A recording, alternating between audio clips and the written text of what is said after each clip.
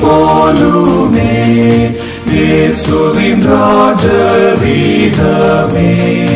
பூலோகத்தில் வியாபிக்கும் நீடுழி காலம் வர்த்திக்கும். குமாரன் பரிசுத்தாவின் திரியேக திருவருள் நாம் அனைவரையும் ஆசீர்வதித்து காப்பதாக. ஆமென். நாம் எல்லோரும் ஆண்டவரை நோக்கி ஜெபம் செய்வோம். திரியேக பராபரனாகிய கர்த்தாவே, தேவரீர் மெய்த்தலின் ஆளுகளாகி நாங்கள் உம்மை வணங்கி போற்றி உமது திருவார்த்தையை கேட்டறிந்து கிருபையும் ஆசீர்வாதத்தையும் பெறும்படி இங்கே கூடியிருக்கிறோம்.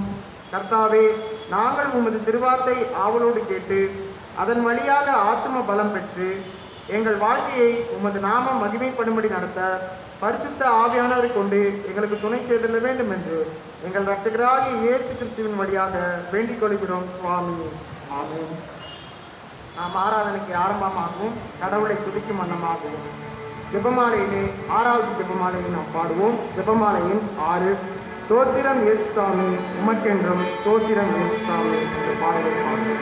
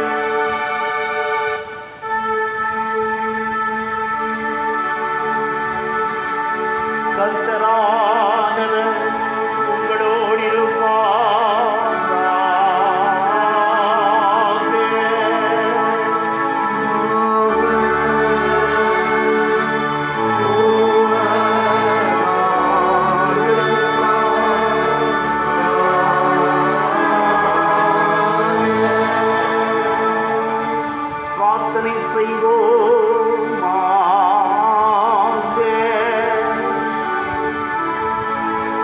இரக்கமுள்ள பிதாவே, தேவரீர் அக்கிரமக்காரன் மாண்டு போவதை நீர் விரும்புகிறதில்லை. அன்புள்ள பரமபிதாவை உடைய அடியாரை ஒருமனப்படுத்துகின்றவரே, உடைய மக்கள் ஆகிய நாங்கள் இம்மை சார்ந்த மாணவர்களினோட எங்கள் இதயம் நீங்காத ஆனந்தத்தை தரக்கூடிய மேலுலகத்தை பற்றி கொண்டு உறுதியாய் நிலைத்திருக்கும்படி நீர் கட்டளையிட்டதை நேசிக்கவும் நீர் வாக்களித்ததை ஆசிக்கவும் எங்களுக்கு கிருபை செய்திட வேண்டும் என்று உம்மோடும் தூய ஆவியானவரோடும் என்னென்றைக்கும் உயிரோடு அரசாடுகிற எங்கள் நாதர் இயேசு கிறிஸ்துவின் வழியாக உம்மை வேண்டிக் கொள்ளுகிறோம். சுவாமி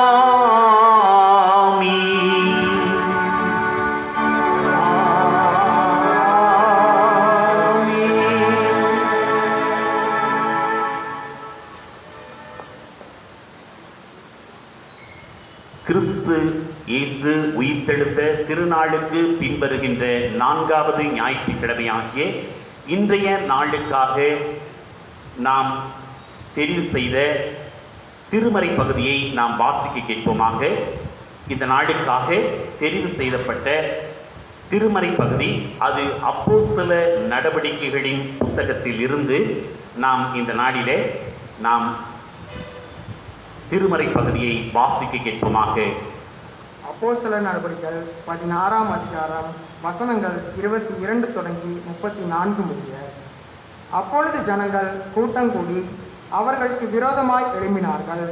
அதிகாரிகள் அவர்கள் வஸ்திரங்களை கிழித்து போடவும் அவர்களை அடிக்கவும் சொல்லி அவர்களை அநேக அடி அடித்த பின்பு சிறைச்சாலையிலே வைத்து அவர்களை பத்திரமாய் காக்கும்படி சிறைச்சாலைக்காரனுக்கு கட்டளையிட்டார்கள்.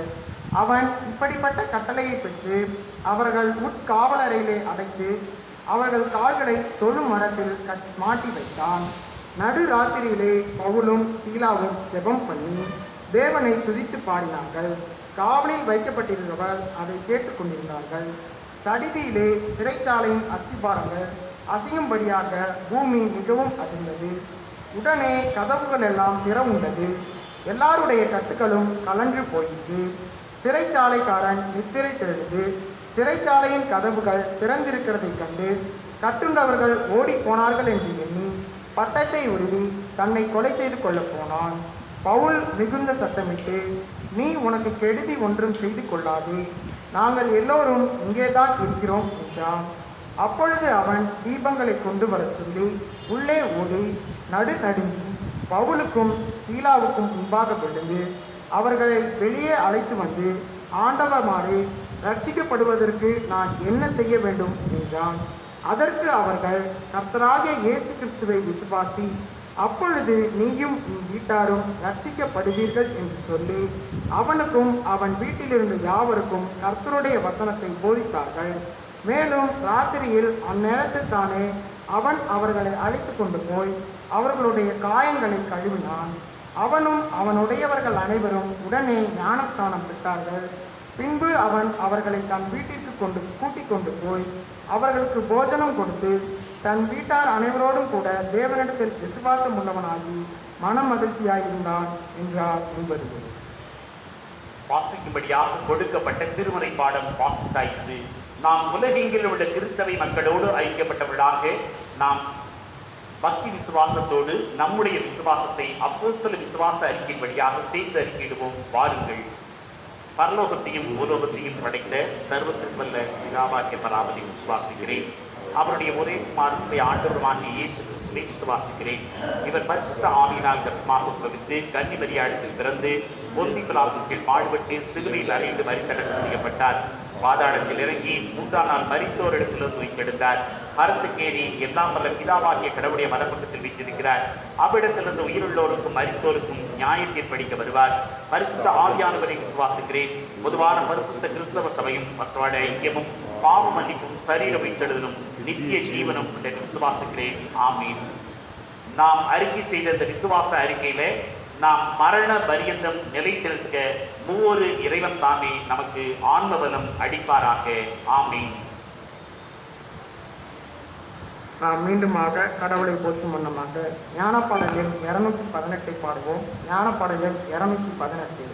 பராபரனை உமது ராஜா சனத்தின் அன்றைக்கு பணிந்து தாழ்மையாய் வரும் இப்பாவியை தள்ளாதேயும். முதல் 3 சரணங்களை பாடுகிறேன்.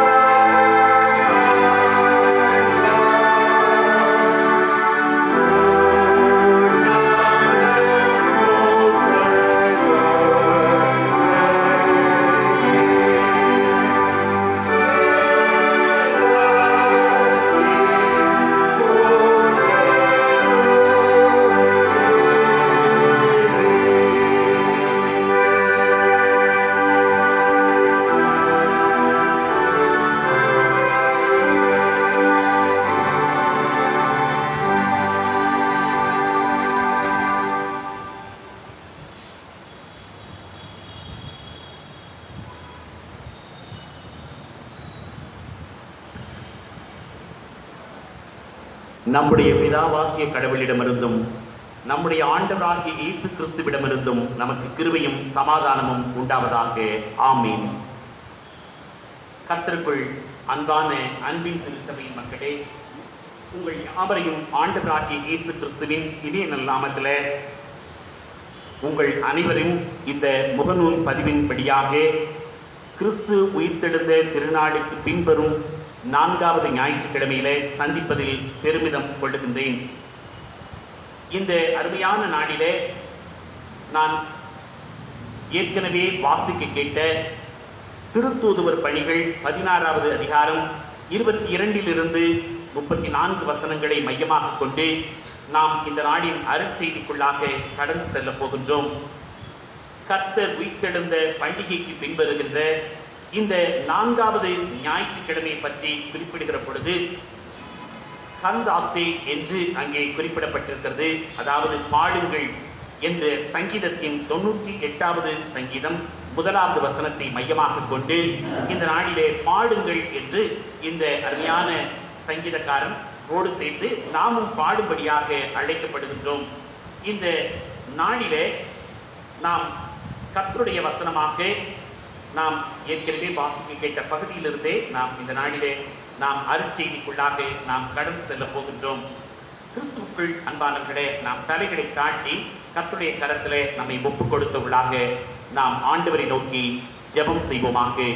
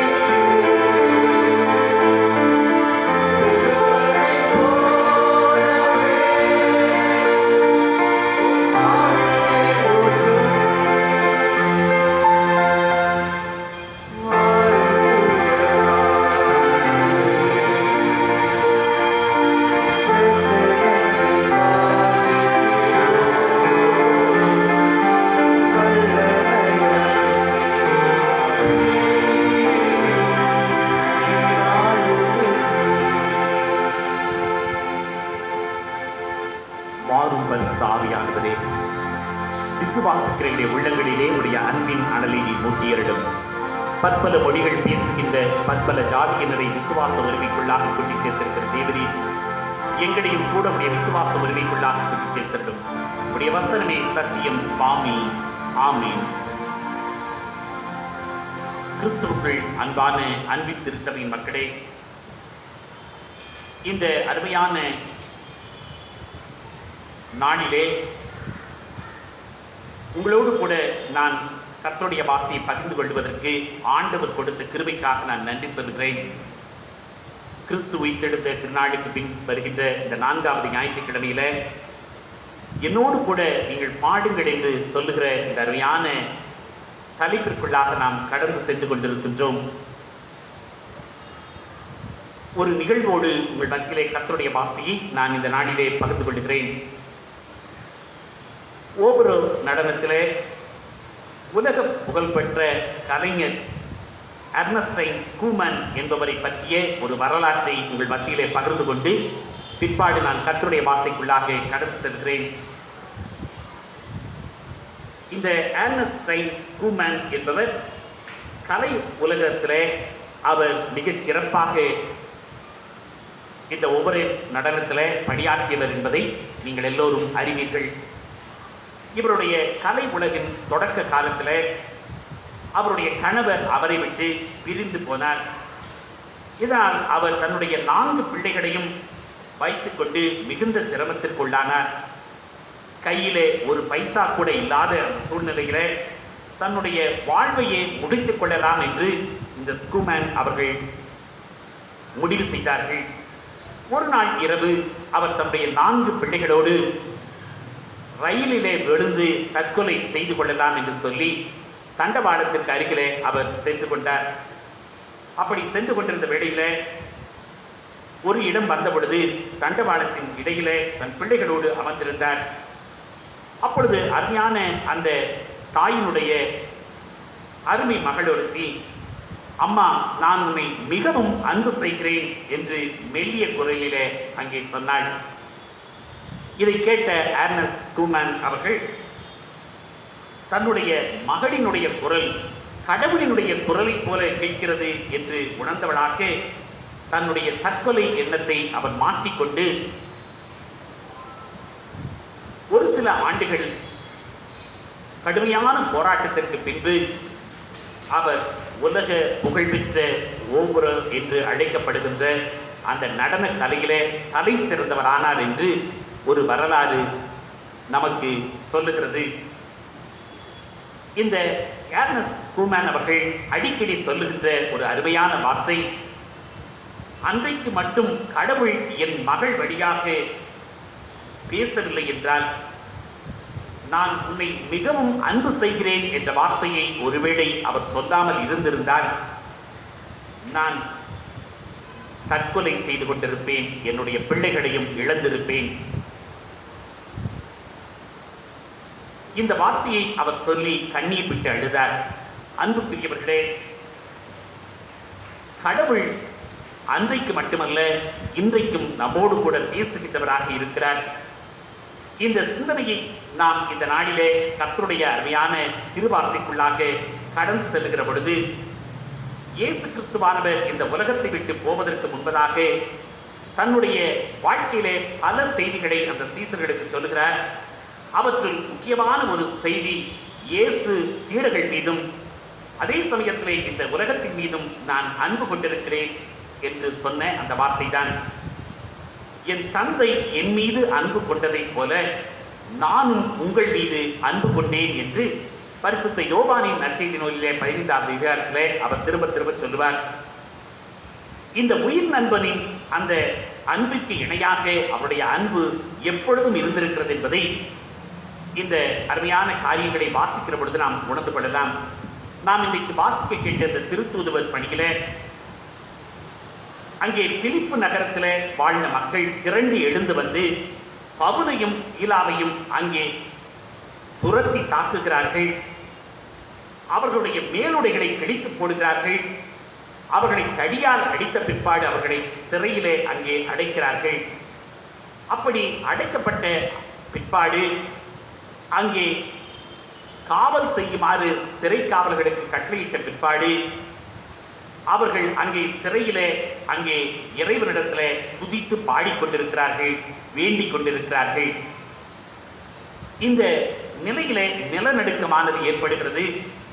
அந்த நிலநடுக்கத்தின் விளைவாக சிறைக்கூடத்தின் கதவுகள் எல்லாம் உடைந்து போகிறது, சங்கிலிகள் தெரிக்கின்றன. அங்கே காணப்படுகிற காட்சியை பார்க்கிற பொழுது கர்த்தருடைய அந்த தெய்வீக பிரசன்னமானது அங்கே நிழலாடிய பொழுது சிறையின் கதவுகள் திறந்தது மாத்திரமல்ல, விலங்குகள் கலன்று அங்கே விழுந்தது மாத்திரமல்ல, அங்கே அவர்கள் தப்பி ஓடும் அளவுக்கு எல்லா நிலைப்பாடுகளும் அங்கே வருகிறது. ஆனால் பவுலும் சீலாவும் தப்பி ஓடவில்லை. சிறைக்கூட காவலனை பார்த்து நாங்கள் இங்கேதான் இருக்கிறோம் என்று சொல்லுகிறார்கள். நீங்கள் உங்களுக்கு தீங்கு ஏதும் செய்து கொள்ளாதீர்கள் என்றும் சொல்லுகிறார்கள். ஏன் சொல்லுகிறார்கள் என்று சொன்னால், அவர்கள் அங்கே இவர்கள் தப்பி ஓடிவிட்டால் தாங்கள் மாட்டிக்கொள்வோம் என்று தங்களை அங்கே தற்கொலைக்கு அவர்கள் ஏதுவாக வழிநடத்தக்கூடிய ஒரு சூழ்நிலை அன்று உருவானது.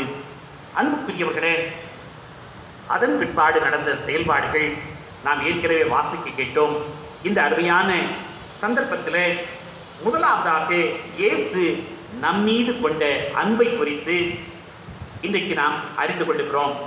ஒருவேளை நாம் இந்த காரியத்தை வாசிக்கிற பொழுது ஒரு நண்பர் தன்னுடைய உயிர் நண்பர் மீது கொள்ளுகின்ற அன்புக்கு இணையாக இன்றைக்கு இயேசுவினுடைய அன்பு இருக்கிறது.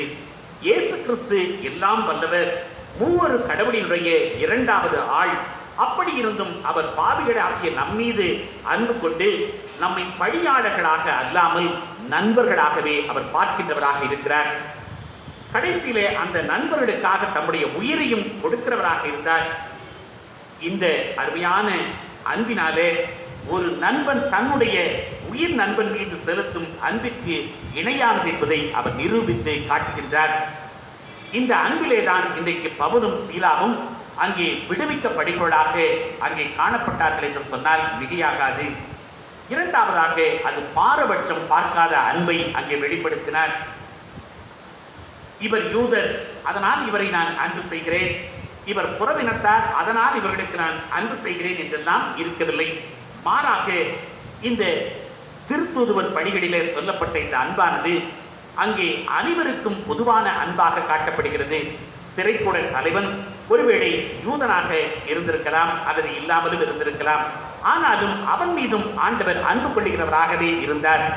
அன்புக்குரியவர்களே, இந்த நிகழ்வை பார்க்கிற பொழுது இயேசு கிறிஸ்து யூதர்களுக்கு மாத்திரம்தான் என்று சொல்லி நாம் நினைக்கின்றோம். ஆனால் அப்படி அல்ல, புறவினத்தாருக்கும் அவர் ஆண்டவராக இருக்கிறார் என்பதை இந்த பகுதி நமக்கு தெளிவாக சுட்டி காட்டுகிறது. கிறிஸ்துவுக்குள் அன்பானவர்களே, மூன்றாவதாக இயேசு கிறிஸ்து ஒரு மன்னிக்கிற அன்பை அவர் குறிப்பிடுகிறார். அந்த அன்பு அங்கே அன்புக்கு சாட்சியாகவும் அங்கே சொல்லப்பட்டதாக இருக்கிறது.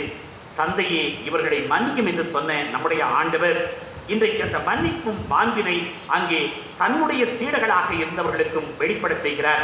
அப்போஸ்தலனாகிய பவுலடிகளாரும் சீலாவும் அங்கே தன்னுடைய வாழ்க்கையிலே அந்த சிறைக்கூட தலைவனுக்கு அங்கே ஆறுதல் தருகிறவர்களாக, தன்னை துன்புறுத்தியவர்களை மன்னிக்கின்ற மக்களாக அவர்கள் இருந்தார்கள் என்று சொன்னால் அது மிகையாகாது. இன்றைக்கு பிறர் மீது கொண்டுள்ள அன்பை அங்கே எப்படி வெளிப்படுத்துவது என்று நாம் அடிக்கடி யோசிக்கின்றோம். இதுவரைக்கும் இயேசுவினுடைய அன்பானது ஒரு உயிர் நண்பனுடைய அன்பை போன்றது என்பதை நாம் அறிந்து கொண்டோம். இன்றைக்கு அவருடைய அன்பிலே பாரபட்சம் கிடையாது.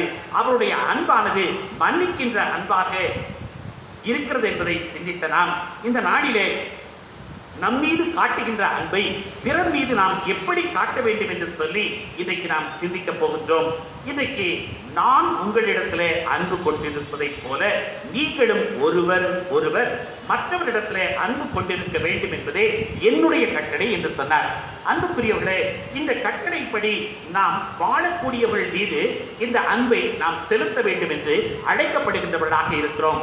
இந்த அருமையான நாளிலே ஆண்டவர் நமக்கு சொல்லுகின்ற இந்த அருமையான வார்த்தை குறித்து நாம் வாசிக்கின்ற பொழுது பல நேரங்களிலே நாம் அருகிலே வாழுகின்ற மனிதர் மீது நாம் அன்பு காட்டாமலும் கண்டும் காணாமலும் வாழ்ந்து கொண்டிருக்கின்றோம். இன்னும் சொல்ல போனால் தீங்கு செய்பவர்களை நாம் தண்டிக்க முற்படுகிறோம் அல்லது பழிவாங்க துடிக்கிறோம். ஆனால் ஆண்டவராகிய இயேசு கிறிஸ்து நம்மை அப்படி சொல்லவில்லை. மாறாக உன்னுடைய வலக்கர கன்னத்திலே ஒருவன் அறைந்தார், உன்னுடைய இடதுபுற கன்னத்தையும் அவனுக்கு திருப்பி காட்டி என்று சொன்னவர் அல்லவா? அன்புக்குரியவர்களே, இன்றைக்கு மற்றவர்களை அங்கே மன்னித்து இந்த அன்பிலே அவர்கள் வழிநடக்கும்படியாக, இன்றைக்கு தீங்கு செய்பவர்களுக்கு நன்மை செய்யும்படியாக பிறர் மீது இருக்கும் நம் அன்பினை வெளிப்படுத்துகிற வழிகளாக அவர் இன்றைக்கு சொல்லுகின்றார். இந்த அன்பிற்கு அவர் இலக்கணத்தையும் கொடுக்கிறார். புனித அகஸ்தீனார் என்பவரை பற்றிய ஒரு குறிப்பை உங்கள் மத்தியிலே இன்றைக்கு நான் சொல்லிக்கொள்ள விரும்புகிறேன். புனித அகஸ்தீனார் அவர்கள் உண்மையான அன்பு எப்படிப்பட்டதாக இருக்கும் என்று அவர் மிக தெளிவாக சொல்லுகின்றார். அன்பிற்கு கைகள் உண்டு, அவை அழுவோரினுடைய கண்ணீரை துடைக்கும் என்று சொல்லுகின்றார். அதே சமயத்திலே அவர் சொல்லுகிறார், அன்புக்கு கால்கள் உண்டு, அது அவல நிலையில் அங்கே இருப்போருக்கு உதவிட விரைகின்றதாக இருக்கிறது என்று சொல்லுகிறார். அதே சமயத்திலே அன்பிற்கு கண்கள் உண்டு, அவை அல்லல் படுவோர் மீது பரிவு கொள்ளுகிறதாக இருக்கிறது என்று சொல்லுகிறார்.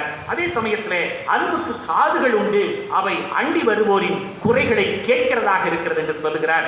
அதே சமயத்திலே அன்பிற்கு இதயம் உண்டு, அது அயலாருக்கும் அடுத்து இருப்பவருக்கும் துடிப்பதாக அது என்றென்றைக்கும் இருந்து கொண்டே இருக்கிறது என்று சொல்லுகின்றார். அன்புக்குரியவர்களே, இன்றைக்கு அகஸ்தீனராய் பொறுத்த வரைக்கும் இன்றைக்கு அவருடைய வாழ்க்கை முறைகளை நாம் கண்டுகொள்ளுகிற பொழுது இன்றைக்கு எல்லோருக்கும் இறங்க வேண்டும், எதிரியை கூட இந்த நாட்களில நாம் இன்றைக்கு ஏற்றுக்கொள்ளக்கூடிய மனப்பான்மை நமக்கு வர வேண்டும் என்று அவர் திரும்ப திரும்ப சொல்லுகின்றவராக இருக்கிறார். கிறிஸ்துவுக்குள் அன்பானவர்களே, நாம் எதிரியை மன்னித்து இன்றைக்கு நன்மை செய்வது இறைவனின் திருவிழமாக இருக்கிறது என்பதை நீங்களும் நானும் ஏற்றுக்கொள்ள வேண்டும் என்று ஆண்டவரால் கேட்டுக்கொள்ளப்படுகின்றோம். இன்றைக்கு பவுலும் சீலாவும் தன்னை துன்புறுத்தியவர்களை அங்கே முற்றிலுமாக அவர்களை வெறுக்கவில்லை. அதே சமயத்தில் தன்னை சிறையிலே அடைத்து விட்டானே இந்த சிறை காவலன் என்று சொல்லி அவர்கள் எந்த சூழ்நிலையிலும் அவர்கள் முற்றிலுமாக அவர்களை வெறுக்கவில்லை. அதே சமயத்தில் அவர்கள் இடத்திலே அன்பு செலுத்திக்கொள்ளாக இருந்தபடியினாலே அந்த பவுலையும் சீலாவையும் அன்றைய நாளிலே அந்த சிறைக்கூட தலைவனும் அவன் தம் குடும்பத்தாரும் அங்கே தன்னுடைய இல்லத்திற்கு கூட்டிச் சென்று அவருடைய காயங்களுக்கெல்லாம் மருந்திடுகிறார்கள். அது மாத்திரமல்ல, அங்கே ஒரு அருமையான நிகழ்ச்சி நடைபெறுகிறது. அந்த நிகழ்ச்சி தான் பரிசுத்த ஞானஸ்தானம் என்ற நிகழ்வு. நீங்களும் நானும் யோசித்து பாருங்கள்.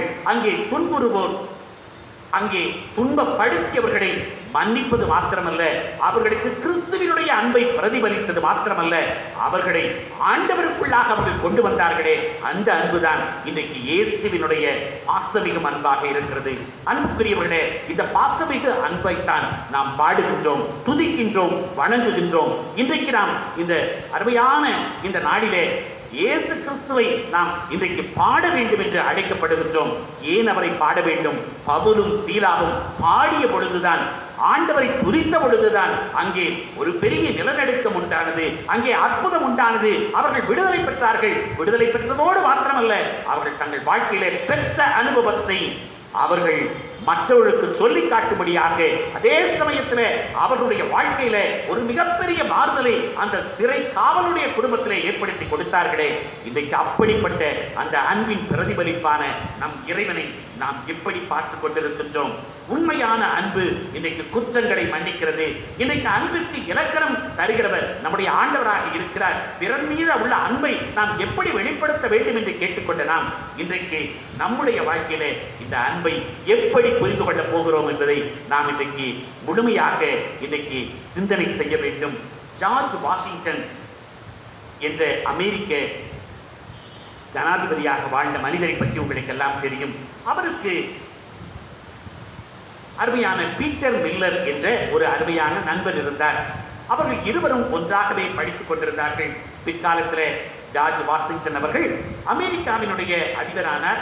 பீட்டர் மில்லர் என்ற அந்த அருமை சகோதரன் பிலடெல்பியாவுக்கு அருகிலே இருக்கிற எப்ராத்தா என்ற ஒரு அருமையான இடத்துல அவர் ஒரு பாதிரியாராக, அதாவது பங்கு தந்தையாக அவர் அங்கே கடந்து வந்தார். ஒரு ரோமன் கத்தோலிக்க பாதிரியாராக அவர் வாழ்ந்து வந்த காலத்தில் அவருக்கு நேர்ந்த ஒரு சம்பவத்தை அவர் குறிப்பிடுகிறார். இந்த ஜார்ஜ் வாஷிங்டன் வாழ்ந்த இடத்திற்கும் பீட்டர் அந்த மில்லர் அந்த வாழ்ந்த இடத்திற்கும் ஏறத்தாழ ஒரு 70 கிலோமீட்டர் தூரம் என்பது நம்ம எல்லோருக்கும் அங்கே சொல்லப்படுகிறது.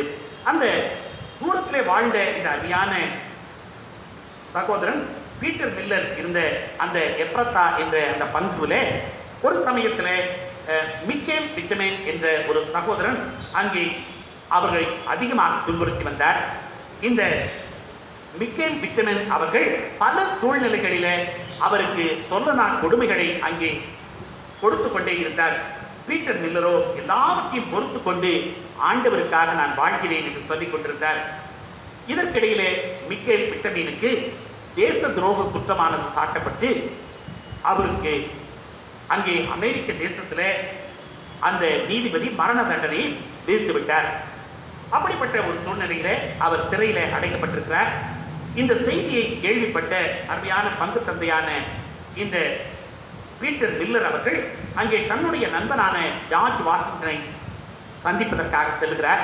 அப்படி சென்று அங்கே அவரை சந்தித்த பொழுது ஜார்ஜ் வாஷிங்டன் தன்னுடைய பழைய நண்பரான பீட்டர் மில்லரை பார்த்ததும், அங்கே நண்பா, நம்முடைய நட்பினுடைய வெளிப்பாடு இன்றைக்கு தெரிந்ததற்காக நான் நன்றி சொல்கிறேன். நான் உனக்கு ஏதாவது உதவி செய்ய வேண்டுமா என்று கேட்கிறார். அப்பொழுது இந்த அருமையான பங்கு தந்தை அவர்கள் குறிப்பிடுகிறார்கள், மரண தண்டனை விதிக்கப்பட்டிருக்கிற அந்த அருமையான மிக்கேல் பிட்டமேனை இந்த ஒரு முறை மன்னித்து விடுதலை செய்ய முடியுமா என்று கேட்கிறார். அதற்கு அந்த ஜனாதிபதியாக இருந்த ஜார்ஜ் வாஷிங்டன் அவர்கள் குறிப்பிடுகிறார்கள், அன்பான நண்பனே, நீ உன்னுடைய நண்பன் மிக்கேல் பிட்டமேனுக்காக நீ எதை வேண்டுமானாலும் கேள், செய்கிறேன். ஆனால் அவனை விடுதலை செய் என்று மட்டும் நீ தயவு செய்து சொல்லாதே என்று சொல்லுகிறார். உடனே பீட்டர் மில்லர் அவரிடத்தில் சொல்லுகிறார், மிக்கேல் விட்டமின் என்னுடைய நண்பன் கிடையாது, அவன் எனக்கு தொடர்ந்து தொல்லை கொடுத்து வருகிறவன் என்று சொல்லுகிறார். அன்புக்குரியவர்களே, இன்றைக்கு நீங்களும் நானும் யோசித்து பாருங்கள். இன்றைக்கு அயலானையும் நேசிக்கிற அன்பை அன்றைக்கு ஜார்ஜ் வாஷிங்டன் இடத்துல இந்த அருமையான மில்லர் அங்கே சொன்னது மாத்திரமல்ல, இன்றைக்கு நம்முடைய வாழ்க்கையிலே அதை சொல்லும்படியாக ஆண்டவர் அழைத்துக் கொண்டே இருக்கிறார். இன்றைக்கு நாம் அயலான் இடத்துல இன்றைக்கு அன்பு கூற வேண்டும். ஏனென்று சொன்னால் ஆண்டவர் நமக்கு ஒரு கட்டளையை சொல்லி இருக்கிறார். உன் மீது நீ அன்பு கூறுவது போல உன் அயலான் இடத்திலும் நீ அன்பு கூறுவாயாக. இதை நம்மால் செய்யவே முடியாத ஒரு காரியம். உனக்கு தொல்லை கொடுத்து கொண்டு வருகிறவனுடைய அங்கே காரியத்தை நாம் இன்றைக்கெல்லாம் யோசித்துக் கொண்டிருக்கிறோம். அவனை எப்படியாகிலும் அடித்து விட வேண்டும், எப்படியாகிலும் ஒழித்து கட்டிவிட வேண்டும் என்றெல்லாம் நினைக்கிறோம். ஆனால் இங்கே நடந்த நிகழ்ச்சியில அவனுக்காக பரிந்து பேசி அவனை விடுதலை செய்ய வேண்டும் என்று சொல்லி அவருடைய குற்றங்களை மன்னிக்க வேண்டும் என்று சொல்லி இங்கே சொல்லுகிற அந்த வார்த்தை உண்மையிலேயே இன்றைக்கு தன்னை துன்புறுத்திய அந்த மனிதன் மீது கொண்ட பரிவும் இரக்கமும் அது இயேசுவின் வழியாக வந்த அந்த அருமையான அருஞ்செயல் என்பதை நாம் புரிந்து கொள்ள வேண்டும். அன்புக்குரியவர்களே, உண்மையான இயேசு கிறிஸ்துவுடைய சீடர் என்று சொன்னால் அவர்கள் தனக்கு தீங்கு செய்வோருக்கும் மன்னிக்கிறவனாக இருக்க வேண்டும் என்பதுதான் இன்றைக்கு சொல்லப்படுகிற அருமையான வார்த்தை. இன்றைய நாளிலே கர்த்தர் ஒருவேளை நமக்கும் இந்த காரியத்தை சொல்லுகிறார். அன்பு செய்கின்றவர்களுக்கு இன்றைக்கு இறைவன் இப்படிப்பட்ட கைமாறை அளிக்கின்றவராக இருக்கிறார். இன்றைக்கு இயேசு செல்லுவதை போல எல்லோரிடத்திலும் நாம் அன்பு கொள்ள வேண்டும். இறைவன் நமக்கு எப்படிப்பட்ட கைமாறு தருவார் என்றெல்லாம் யோசிக்கிறான். ஒருவேளை அன்பு செய்யும் அனைவரும் கடவுளிடமிருந்து பிறந்தவர்கள், அவர்கள் கடவுளை அறிந்தவர்கள் என்று வேதம் சொல்லுகிறது. அன்புக்குரியவர்களே, இன்றைக்கு நம்முடைய வாழ்க்கையில நாம் செலுத்துகின்ற அன்பானது கடவுளை அறிந்தவர்களுக்கு என்பது மாத்திரமல்ல, கடவுளை அறியாதவர்கள் மீதும் நாம் அன்பு செலுத்துவோம் என்று சொன்னால் இன்றைக்கு இயேசுவின் வழியிலே நடக்கும் நாம் எல்லோருமே இன்றைக்கு எதிரிகளிடத்திலே அன்பு செய்வது மாத்திரமல்ல, எல்லோருக்கும் இறங்கி அதன் வழியாக நாம் இறைவனுடைய அன்பின் மக்களாக வாழுவோம் என்று சொன்னால் அது மிகையாகாது. இன்றைக்கு ஒரு அருமையான ஒரு காரியத்தை உங்களுக்கு சொல்கிறேன். கவிமணி தேசிய விநாயகம் பிள்ளை அவர்கள் சொன்ன ஒரு அருமையான காரியம், வாழ்வின் இன்பத்திற்கு அழகை விட அன்பே முக்கியம் என்று சொன்னார். இந்த அருமையான கருத்தை நீங்கள் பார்க்கிற பொழுது வாழ்வின் இன்பத்திற்கு அழகை விட அன்பே முக்கியம்.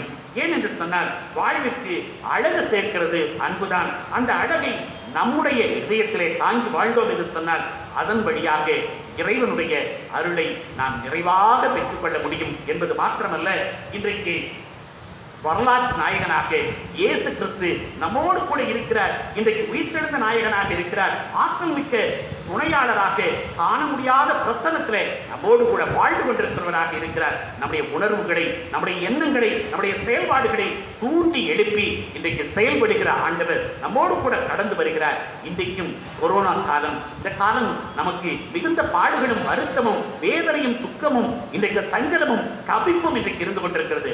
ஆனாலும் நம்முடைய ஆண்டவர் நம்மோடு கூட கடந்து வருகிறார். அது மாத்திரமல்ல, அன்பு நிறைந்த தம்முடைய நிறைவாழ்வின் வழியாக நம்மை இன்றைக்கு அவருடைய வார்த்தைக்குள்ளாக ஒன்றாக்கி நம்முடைய வாழ்விலே நாம் கனிகளை கொடுக்கும்படியாக இன்றைக்கு நம்மை அழைக்கிறார்.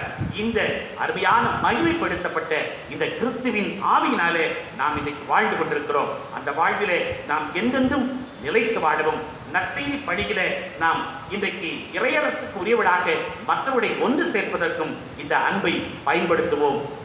பவுலும் சீலாவும் தங்கள் வாழ்க்கையில ஆண்டவரை மகிமைப்படுத்தி துதித்து ஸ்தோத்தரித்து அங்கே விடுதலையின் அனுபவத்தை பெற்றதோடு மாத்திரமல்லாமல் பிறரிடத்திலே அன்பை செய்வதாக வாழ்ந்து தங்கள் வாழ்விலே அவர்கள் ஒரு அர்ப்பணத்தை செய்தார்கள். இன்றைக்கு நீங்களும் நானும் அந்த அர்ப்பணத்திலே வாழ ஆண்டவர் தாமே கிருபையும் தயவையும் தொடர்ந்து அளிப்பாராக. நாமும் ஆண்டவரோடு இணைந்து என்று வாழ்வோம். கர்த்தர் நம்மை ஆசீர்வதிப்பாராக. ஆமீன்.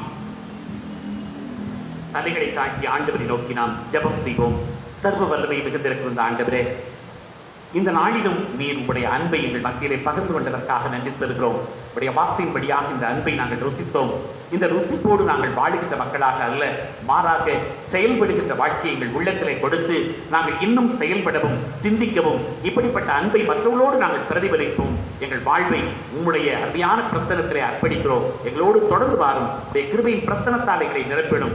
வல்லவர் இயேசுவின் நாமத்தினாலே எல்லாவற்றையும் வேண்டி நிற்கிறோம் நல்ல தந்தையே, ஆமீன். நம்முடைய ஆண்டவராகிய இயேசு கிறிஸ்துவின் கிருபையும் பிதாவாகிய நம்முடைய அன்பும் பரிசுத்தாவின் ஐக்கியமும் சமாதானமும் வழிநடத்திய கிருபை மாறாத தெய்வீக பிரசனம் நம் அனைவரோடும் என்றும் சதாகாரமும் நீடித்து நிலைத்திருப்பதாக, ஆமீன். சபையாருக்கு அறிவிக்க வேண்டிய காரியங்கள். கிறிஸ்துவுக்குள் அன்பான அன்பின் திருச்சபை மக்களே, இந்த நாளிலும் உங்கள் மத்தியிலே நான் இந்த முகநூல் பதிவின் வழியாக கர்த்தருடைய வார்த்தை பகிர்ந்து கொள்வதற்கு ஆண்டவர் கொடுத்த கிருபைக்காக நான் நன்றி சொல்கிறேன். இந்த நாளிலே என்னோடு சேர்ந்து நீங்களும் பாடுங்கள், ஆண்டவரை துதியுங்கள், அவரை மகிமைப்படுத்துங்கள். இந்த நாளிலே இந்த அருட்செய்தியை கேட்டு நீங்களும் இந்த நாளிலே கர்த்தருடைய ஆசீர்வாதத்தை பெற்றுக்கொள்ள உங்களை அன்போடு இந்த நாளிலே நான் வாழ்த்துகின்றேன். இந்த நாளிலே நீங்களும் உங்கள் காணிக்கைகளை அல்லது உங்களுடைய சபை சந்தா முதலிய காரியங்களை நீங்கள் ஆலயத்திற்கு எப்பொழுது வருகிறீர்களோ அப்பொழுது உண்டியல் பெட்டியிலே நீங்கள் செலுத்தி விடலாம். நீங்கள் காணிக்கைகளை நீங்கள் சேர்த்து வையுங்கள். அதை ஆண்டவருக்கென்று அர்ப்பணம் செய்து அதை நீங்கள் ஏற்ற காலத்திலே ஆலயத்திற்கு வருகிற பொழுது நீங்கள் கொடுக்கும்படியாக உங்களுடைய அன்போடு கேட்டுக்கொள்கிறோம். அது மாத்திரமல்லாமல் நம்முடைய பொருளை தொடர்பு கொண்டு உங்கள் சபை சந்தாவை நீங்கள் செலுத்தி உங்களுடைய ஏல பாட்டுகளை செலுத்தி இந்த ஆலய வளர்ச்சிக்கு உதவி செய்யும்படி உங்களுடைய அன்போடு கேட்டுக்கொள்கிறோம். சீக்கிரமாக இந்த கொரோனா வியாதி நம்மை விட்டு நீங்கவும், அதே சமயத்தில் இந்த வைரஸினால் பாதிக்கப்பட்ட மக்கள் விடுதலையாகவும் நாம் திருச்சபையோடு இணைந்து நாம் இந்த நாட்களிலே நாம் ஆண்டவருடைய சமூகத்திலே ஜெபிப்போம். குறிப்பாக நம்முடைய நாடு பூரணமான இந்த விடுதலை பெற்ற மக்களாக இந்த கொரோனா வியாதியிலிருந்து விடுபட்டு நம்முடைய ஆலய ஆராதனைகள் எல்லாம் மீண்டுமாக தொடரவும், மீண்டுமாக கர்த்தருடைய பிரசன்னத்திலே நாம் வாழவும் கர்த்தர் தாமே ஏற்ற காலத்திலே நமக்கு உதவியும் ஒத்தாசையும் தொடர்ந்து அளிப்பாராக. கர்த்தர் தாமே இந்த ஆராதனை ஆசீர்வதித்ததை போல இனி வரும் நாட்களிலும் கர்த்தர் தம்முடைய தெய்வீக பிரசனத்தை நம் மீது பொழிந்தருள்வாராக. ஆமீன். கர்த்தாவின் சமாதானம் நம் அனைவரோடும் இருப்பதாக. ஆமீன். மீண்டுமாக கடவுளை போற்றும் வண்ணமாக ஞானப்பாடல் எண் 251 பாடுவோம். ஞானப்பாடல் எண் 251.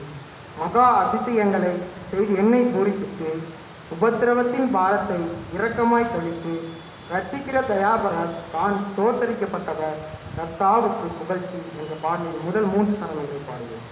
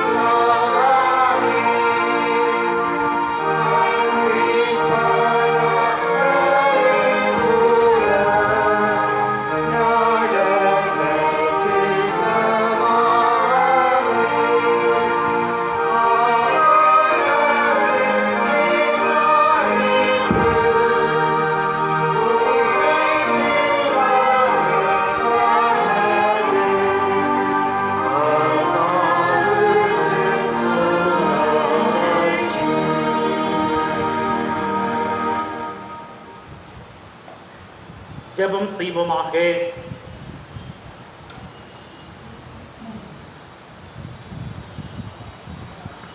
அன்புள்ள பராபரனே, எங்கள் ஒன்றான மீட்பரின் பிதாவே, இந்த உலகில் உள்ள உம்முடைய திருச்சபையை நீர் கண்ணோக்கி ஆசீர்வதியும். தமிழ் சுவிசேஷ லுத்தரன் திருச்சபையின் மக்களாகிய நாங்கள் சுத்த போதனையிலே உறுதியாக நிற்க நீர் துணையளித்தரிடும். எங்கள் பேராயரை, குருமாரை, ஆலோசனை சங்கத்தார் மற்றும் எங்கள் சபையிலே சபை நிறுவனங்களிலே உழைக்கிறவர்களையும் பிற இடங்களிலே வேலை செய்கிற எங்கள் சபையாரையும் உடைய பரிசுத்த ஆவியால் நிரப்பி அவர்கள் ஊழியத்தை ஆசீர்வதியும். எல்லோரையும் மீட்க வல்ல உடைய நற்செய்தியைக்கும் பரவும்படி செய்து பிற மதத்தினர் எல்லாரையும் முக்கியமான எங்கள் நாங்களாரையும் நாட்டினரையும் தேவரையும் இடத்திலே திருப்பியரிடும்.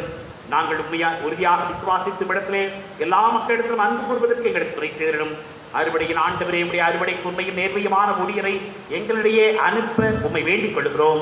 திருப்பணிக்கென்று பயிற்றுவிக்கப்படுகிற மாணவர்களையும் அவர்களுக்கு போதிக்கும் ஆசிரியர்களுடைய ஆவியால் நிரப்பிடும். உடைய அறுவடைக்கென்று அனுப்பப்பட போகின்ற இந்த ஊழியரை கொண்டு நாங்கள் சபைகளுக்கும் நாட்டுக்கும் ஆசீர்வாதம் பெருக செய்யும்.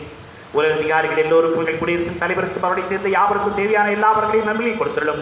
எங்கள் நாட்டை ஆளுவோர் நியாயமான செய்து நாட்டை முன்னேறவடை செய்வோம். அவர்களையும் வழிகாட்டியிடும். நாங்களும் பாவமான யாவத்தையும் இருத்துடைய சித்தத்தை நிறைவேற்றும் நேர்மையான குடிமக்களாய் வாழ்ந்து பிறகு நன்மை செய்வங்களை துணை செய்திடும். நாங்களும் தெய்வ பிள்ளைகளுக்கு அடுக்காத பொய், திருட்டு, பொறாமை, தப்பின்மை, அநியாய வழக்கு, பிரிவினை, வீண் செலவு புதை பாவங்களை விட்டுவிட்டு பரிசுத்த வாழ்க்கை நடத்த எங்களுக்கு துணை செய்திடும். எங்களிடையே இருக்கிற ஏழைகள், நோயாளிகள், கர்ப்பவதிகள், பரவசில் இருக்கிறவர்கள், பலவையான கட்டளை ஆகப்பட்டிருக்கிறவர்கள், கிறிஸ்தவர்களாக இருப்பதிலும் துன்பப்படுத்துகிற மக்கள் ஆகிய எல்லோரும் ஆவியினால் நிரப்பி அவளுக்கு ஆறுதலும் ஆக்கும் பலம் அளித்திடும். பரமத்தந்தையை, நாங்கள் உறுதியான பாவங்களை செய்வர்களாக இருப்பதால் விடுகிறது எந்த வகையான நன்மைகளை பிற தகுதியுள்ளவர்களாக இருக்கிறோம். எல்லாரும் மீட்பராகிய இயேசு கிறிஸ்துவின் தேவனை செய்த எல்லா பாவங்களை எங்களுக்கு மன்னித்து எங்கள் விண்ணப்பங்களை செய்சாத்த வேண்டும் என்று ஏற்றுக்கொள்கிறோம். இப்பொழுதும் ஆண்டவரே, கொரோனா வியாதினாலே பாதிக்கப்பட்ட மக்களுக்காக நாங்கள் ஜெபிக்கிறோம். அவளுக்கு நல்ல விடுதலை தாரும், சுகத்தை தாரும், பலத்தை தாரும். இந்த வியாதி முக்கியமாக எங்களை விட்டு நீங்க நீர் கிருபைதாரும். எங்கள் நாட்டுக்கு நலமான தாரும். நலமான காரியங்களே நாங்கள் வாழ நீர் அருள்தாரும். பஞ்சம், யுத்தம், கொள்ளை நோய், புயல், காற்று, பெருவெள்ளம், இடிந்தால் செய்து நிர்வாகர்கள் நேரிட்டு மரணம், நரகதண்டை வெளியே கேடுகளை எங்களை காத்திடும்.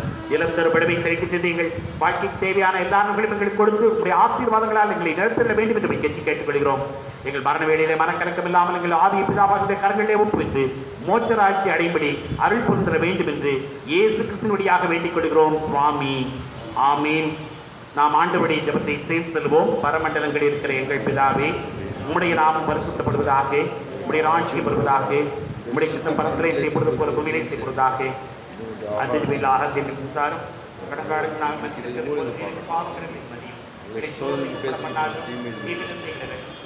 அதில் ஆட்சியும் வல்லமையும் மகிமையும் என்னென்னைக்கும் உடையிலே.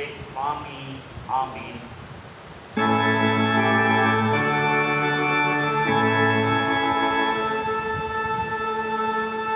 கர்த்தரானவர் உங்களோடு இருப்பாராக.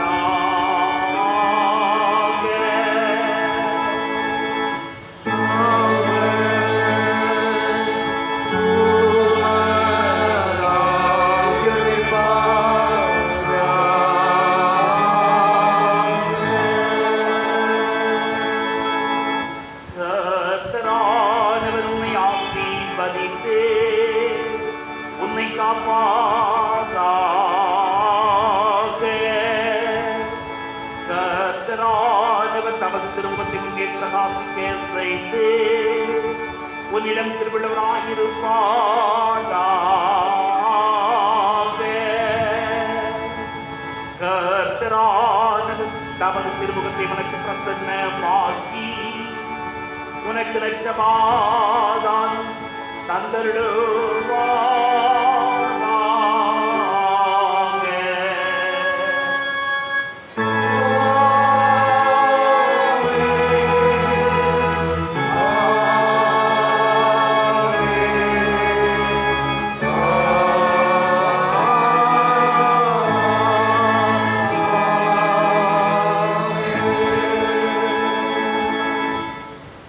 ஆராதனையின் நிறைவு பாடலாக ஞான பாடல் எண் 186 9வது கவியை பாடுவோம். ஞான பாடல் எண் 186 9வது. என் மனது கழிக்கும் நான் துக்கமாவேனோ, இயேசு என்மேல் உதிக்கும் பகலோன் அல்லவோ.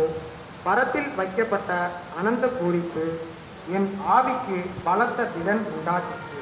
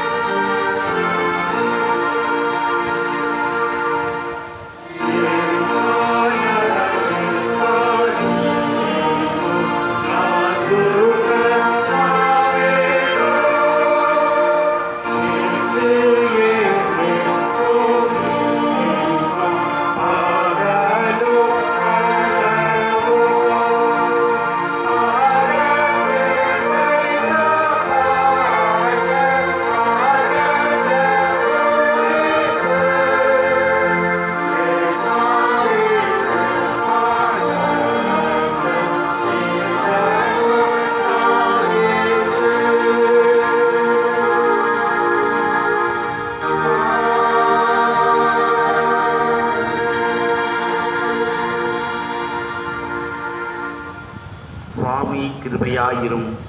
கிறிஸ்துவே கிருபையாயிரும். சுவாமி கிருபையாயிரும். ஆமென்.